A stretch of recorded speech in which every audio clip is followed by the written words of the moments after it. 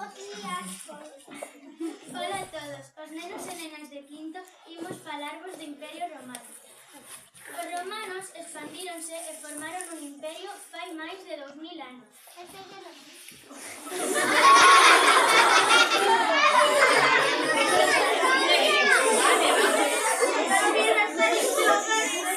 Os povos conquistados aprenderon deles o seu modo de vida, o sistema de numeración e a súa lingua. Roma foi fundada no ano 753 a.C. por varios povos da Península Itálica, xunto cos etruscos. Tras unha serie de guerras civis, Octavio conseguiu ser o emperador. Pero, según a lenda, Rea Silvia e Marte, o deus da guerra, tiveron dous fillos, Rómulo e Remo.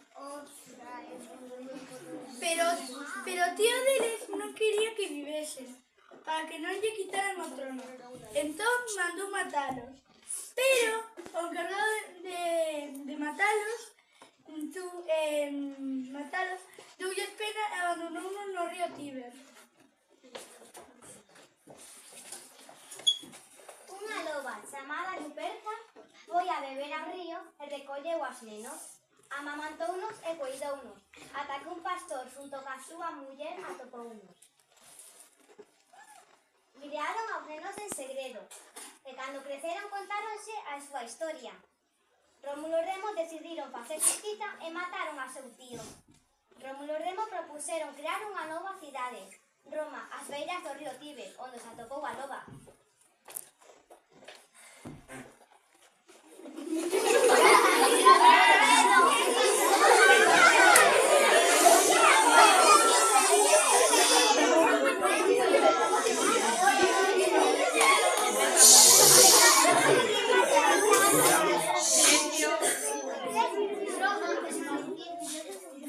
Inicialmente por o mar Mediterráneo.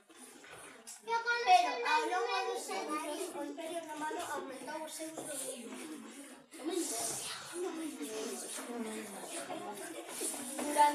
Durante o reinado de Trajano, o Imperio Romano alcanzou a súa máxima expansión desde o Océano Atlántico ata o Golfo Pérsico e desde o norte de África ata Europa.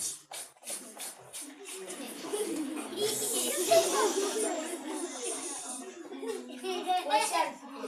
Os soldados chamábanse legionarios. Foron os primeiros da historia en cobrar un salario. Despois dun tempo, servindo no exército, os legionarios podían obter o título para ser verdadeiros romanos. A lingua dos romanos gañou moita importancia debido á expansión do territorio do Imperio Romano.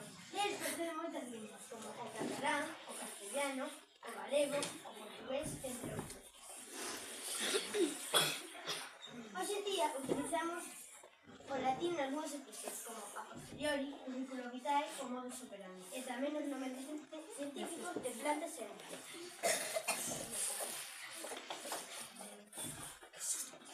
A numeración romana. A numeración romana seguiuse utilizando despois da Imperio. Hoxe en día seguense utilizando en formas de, por exemplo, redoso, obras de teatro e franceses.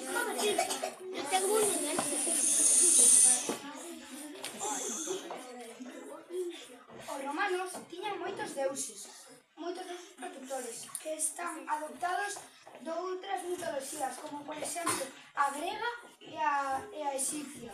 Algún deles son moi coñecidos. Xúpiter era o deus máis poderoso. Era deus dos deuses, deus dos homes e deus dos ceos.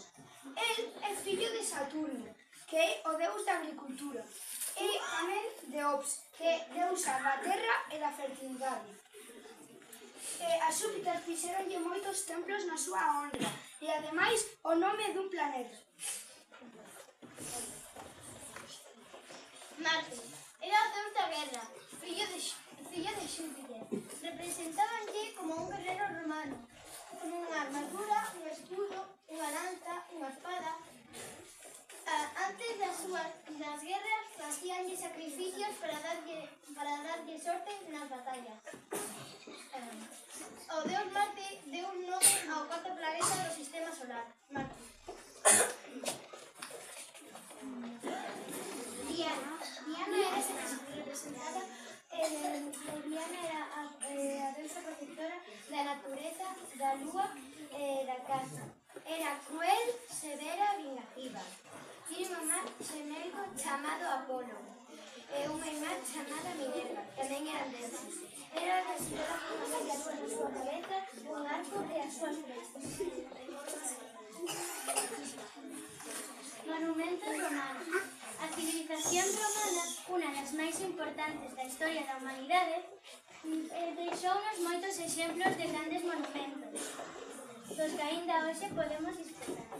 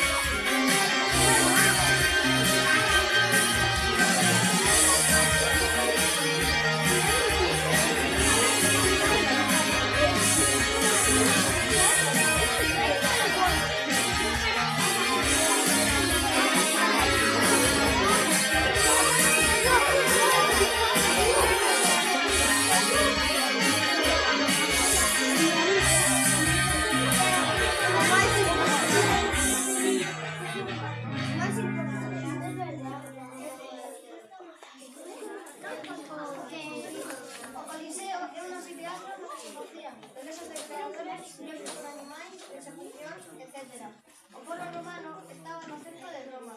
Allí, os romanos máis poderosos se reunían para falar da política, da economía, da religión da antiga Roma.